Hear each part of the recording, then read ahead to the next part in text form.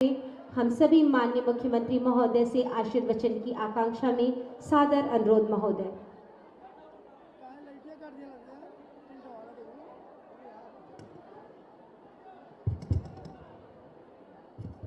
भारत माता की। जंगल कौड़िया है, दोनों हाथ उठा करके बोलेंगे भारत माता की, भारत माता की, भारत माता की। वंदे वंदे वंदे। जय जय सीताराम। लोकप्रिय सांसद श्री रविकिशन शुक्ला जी, महापौर डॉक्टर मंगलेश कुमार श्रीवास्तव जी, भारतीय जनता पार्टी के प्रदेश के उपाध्यक्ष और विधान परिषद के सदस्य डॉक्टर धर्मेंद्र सिंह जी, माननीय विधायकगण श्री फतेह बहादुर सिंह जी, महेंद्रपाल सिंह जी, विपिन सिंह जी, प्रदीप शुक्ला जी, भारतीय जनता पार्टी के क्षेत्रीय अध्यक्ष श्री सहजानंद राय जी, जिला के अध्यक्ष युधिष्ठिर सिंह जी, महानगर अध्यक्ष राजेश गुप्ता जी, ब्लॉक प्रमुख ब्रजेश यादव जी, मत्स्य विकास निगम के अध्यक्ष श्री रमाकांत निषाद जी,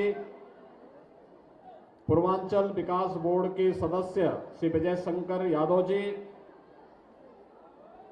खेल निदेशक doctor RP Singh ji, block प्रमुख कैंपियरगंज अश्विनी जायसवाल जी, ब्लॉक प्रमुख भरोइया श्री संजय सिंह जी, पीपीगंज टाउन एरिया के अध्यक्ष लक्ष्मण विश्वकर्मा जी, गोपाल सिंह जी, पूर्व प्रमुख गोरख सिंह जी, चंद्र प्रकाश द्विवेदी जी और कालीबाड़ी के महंत श्री रविंद्र दास जी, सांसद खेलकूद प्रतिस्पर्धा में उपस्थित सभी प्रतिभागीगण, जंगल कौड़िया के सभी उपस्थित यहां के कार्यकर्ता और उपस्थित बहनों और भाइयों, सांसद खेलकूद प्रतियोगिता के लिए माननीय सांसद रविकिशन जी को और उनकी पूरी टीम के साथ साथ सभी विधायकों को हृदय से बधाई देता हूं। जिन प्रतिभागियों ने इसमें भाग लिया है उनका अभिनंदन करते हुए, जिन युवाओं ने इस प्रतिस्पर्धा में प्रमाण पत्र प्राप्त किया है उन सब के साथ साथ सभी खिलाड़ियों के प्रति अपनी उज्जवल मंगलमय भविष्य की कामना करता हूं। संयोग से आज जब सांसद खेलकूद प्रतिस्पर्धा का यहां समापन हो रहा है, आज 12 जनवरी है, राष्ट्रीय युवा दिवस, स्वामी विवेकानंद का पावन जयंती का वह दिन। पूरे देश के अंदर भारत के गौरव को वैश्विक मंच पर पहुंचाने वाले स्वामी विवेकानंद का यह पावन जयंती खेलकूद प्रतिस्पर्धा में हमारे युवाओं को एक नई प्रेरणा प्रदान कर रहा है। आप याद करिए, आज से 7 साल पहले, 10 साल पहले ग्रामीण क्षेत्र में इस प्रकार का खेल इंफ्रास्ट्रक्चर की कोई कल्पना भी नहीं कर सकता था। आज जंगल कौड़िया में पूज्य महाराज जी के नाम पर इतना अच्छा कॉलेज भी है, इतना अच्छा स्टेडियम भी है, अखाड़ा भी है और साथ साथ खेलकूद से जुड़ी हुई सभी विधाओं के लिए एक मंच भी है। कॉलेज से जुड़े होने के साथ ही ग्रामीण क्षेत्र के हमारे खिलाड़ियों के लिए यह एक मंच भी उपलब्ध करा रहा है। तो कलाकारों के लिए यहां ऑडिटोरियम भी बना हुआ है, यानी एक साथ कई प्रकार के कार्यक्रम हो सकते हैं। सांस्कृतिक कार्यक्रम भी हो सकते हैं और सांस्कृतिक कार्यक्रम के साथ साथ खेलकूद की प्रतियोगिताओं का भी सफलतम आयोजन यहां पे आयोजित हो सकते हैं। ये जो कुछ भी आज हो पा रहा है, ये प्रधानमंत्री मोदी जी की प्रेरणा से संभव हो पाया है।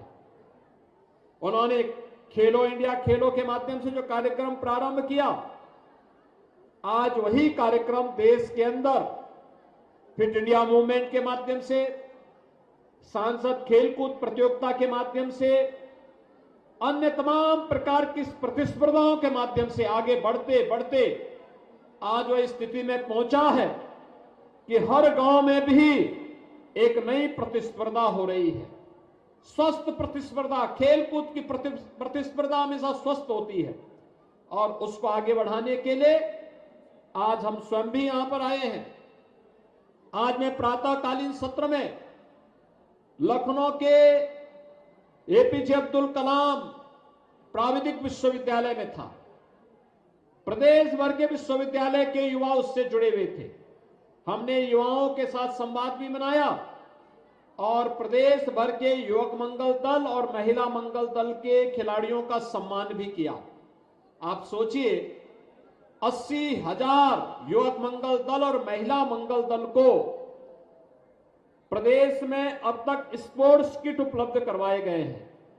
सरकार की मंशा है गांव में, हर गांव में स्कूल के साथ खेल का मैदान भी हो, ओपन जिम का निर्माण भी हो, हर गांव में ग्राम पंचायत भवन का निर्माण भी हो, हर गांव के पास हर पंचायत भवन में ऑप्टिकल फाइबर के साथ हम जोड़ करके गांव की सभी प्रकार की सुविधा का लाभ गांव के नौजवानों को गांव के अंदर ही उपलब्ध करवाने का कार्य करें। आज यह सफलतापूर्वक प्रदेश के अंदर हम आगे बढ़ रहे हैं। कोई कल्पना भी नहीं कर सकता था इससे पहले कि गोरखपुर में इतना अच्छा इंफ्रास्ट्रक्चर होगा। आज गोरखपुर में फर्टिलाइजर बंद कारखाना फिर से चल गया है। एम्स, गोरखपुर में एक अंतर्राष्ट्रीय स्वास्थ्य का केंद्र भी खुल गया है। गोरखपुर को जंगल कौड़िया कैंपियरगंज से जोड़ते हुए नेपाल से जोड़ने वाला मार्ग आज 4 लेन और 6 लेन का बन रहा है। और साथ ही साथ जहां जिस प्रकार की आवश्यकता थी, कहीं इंटर कॉलेज बन रहे हैं, कहीं आईटीआई बन रहे हैं, कहीं पॉलिटेक्निक बन रहा है, कहीं औद्योगिक केंद्र बन रहे हैं, हर प्रकार की खेल जनता की और युवाओं की आवश्यकता के अनुरूप जहां गतिविधियों का आगे बढ़ाने का कार्य हो रहा है, वहीं साथ साथ शरीर को फिटनेस के लिए, शारीरिक स्वास्थ्य के लिए शारीरिक फिटनेस आवश्यक है। और शारीरिक फिटनेस के माध्यम से जो व्यक्ति शारीरिक रूप से फिट होगा वो मानसिक रूप से भी फिट होगा। हमें केवल विद्यार्जन ही नहीं करना है, खेलकूद की गतिविधियों में भी भाग लेना है, सांस्कृतिक कार्यक्रमों में भाग लेना है। सर्वांगीण विकास का रास्ता वहीं से प्रारंभ होता है। और आज सरकार की यही मंशा है कि राष्ट्रीय स्तर की हो, अंतर्राष्ट्रीय स्तर की हो, जिस भी प्रकार की प्रतियोगिताएं हो, हमारे ग्रामीण पृष्ठभूमि से जुड़े हुए युवा उसमें अपना स्थान बनाएं। और इसके लिए उत्तर प्रदेश देश का पहला राज्य है जिसने अपनी खेल नीति के तहत प्रदेश के युवाओं को, जिन्होंने ओलंपिक में, एशियाड में, कॉमनवेल्थ गेम्स में, विश्व चैंपियनशिप की किसी भी प्रतियोगिता में या नेशनल गेम्स में कोई मेडल जीता है, उसे हम सरकारी नौकरी देंगे। उसके लिए अलग से प्रावधान कर दिया गया है। आपने अभी देखा होगा एशियन गेम्स में एक बालिका पारुल चौधरी ने गोल्ड मेडल जीता। पहले चीन की खिलाड़ी उससे आगे चल रही थी, लेकिन अंतिम कुछ ही सेकंड में उसने इतनी स्पीड अपनी बढ़ाई कि चीन को पछाड़ते हुए भारत के लिए गोल्ड मेडल जीतने का काम उस बालिका ने किया। और जब उससे पूछा गया कि गोल्ड मेडल कैसे जीत लिया, उसने कहा, साहब मुझे उत्तर प्रदेश सरकार के इस घोषणा पे विश्वास था कि अगर पुलिस में डिप्टी एसपी का पद प्राप्त करना है तो गोल्ड मेडल होना आवश्यक है, और इसके लिए डिप्टी एसपी का पद मुझे सीधे मिल सके, इसके लिए मैंने चीन को पछाड़ दिया। यानी अगर सरकार की कोई कार्यक्रम है, कोई नीति है और हमारा युवा उससे प्रभावित होकर के आगे बढ़ता है, ये एक उपलब्धि होती है। और सरकार ने इन्हीं युवाओं के लिए इस प्रकार की व्यवस्थाएं की है।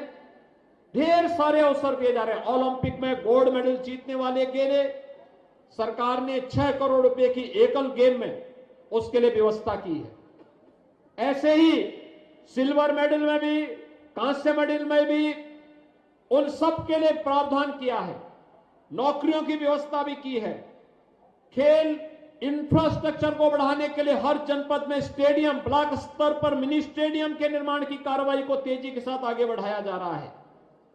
और इन सभी कार्यक्रमों को आगे बढ़ाने के साथ ओपन जिम का निर्माण भी है, खेल के मैदान का भी है, स्पोर्ट्स किट उपलब्ध करवाने का कार्यक्रम भी तेजी के साथ आगे बढ़ रहा है। इन सब का एक ही उद्देश्य है, हमारा युवा अपने को न केवल अपने परंपरागत पाठ्यक्रम में, बल्कि परंपरागत पाठ्यक्रम के साथ साथ वह खेल कूद की गतिविधियों के साथ साथ लोक विधान, लोक सांस्कृतिक परंपराओं में भी आगे बढ़ सके। और इसी विश्वास के साथ ये सांसद खेलकूद प्रतियोगिताओं का आयोजन प्रदेश भर में, पूरे देश भर में हो रहा है। मुझे प्रसन्नता है कि आपके सांसद कलाकार भी हैं और खिलाड़ी भी हैं। रवि किशन के फिल्मों को देखे हो? कितने लोगों ने देखा है? फ्री में देखा या पैसा लेकर के? उन्होंने फ्री में फिल्म दिखाई कि नहीं दिखाई? दिखाई है ना। और देखिए खेलकूद की प्रतियोगिताओं को भी आयोजित कर रहे हैं, वो कर रहे हैं ना। और इससे पहले सांसद सांस्कृतिक प्रतिस्पर्धा का कार्यक्रम भी आयोजित किया था। मैंने सुना था कि यहीं पे हुआ था कार्यक्रम।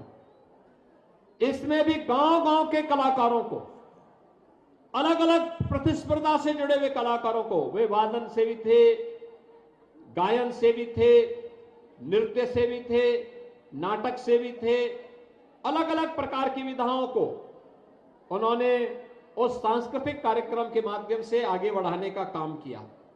और यही सर्वांगीण विकास का मार्ग भी प्रशस्त करता है। आज के इस अवसर पर मैं सभी विधायकों के साथ मिलकर के, उन्होंने सभी जनप्रतिनिधियों के साथ मिलकर के उन्होंने इस कार्यक्रम को यहां पर आयोजित किया। और जंगल कौड़िया में इस स्टेडियम का बेहतर उपयोग करते हुए यहां के विकास को आगे बढ़ाने के लिए उन्होंने इस सांसद खेलकूद प्रतियोगिता के समापन का मंच इसी पूज्य महाराज जी के नाम पर स्थापित महाविद्यालय में किया है। मैं इसके लिए उन्हें हृदय से एक बार फिर से बधाई देता हूं। आप सभी को खिचड़ी त्योहार मकर संक्रांति की हृदय से बधाई देता हूं, अभी से शुभकामनाएं देता हूं। और 22 जनवरी को अयोध्या में मर्यादा पुरुषोत्तम भगवान श्री राम अपने भव्य मंदिर में विराजमान होंगे प्रधानमंत्री मोदी जी के कर कमलों से। अयोध्या में भव्य मंदिर में निर्माण के साथ ही प्रभु राम का विराजमान होना, यह एक नए युग की शुरुआत होगी। हमारा क्या दायित्व बनता है? हमारा दायित्व बनता है कि 14 जनवरी से हर गांव में, हर कस्बे में स्वच्छता के बृहद अभियान का हिस्सा बने।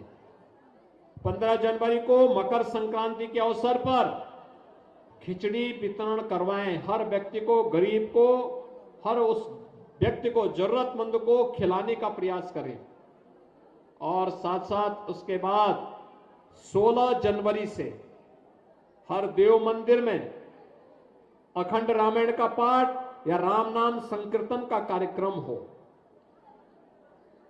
यह कार्यक्रम लगातार चले।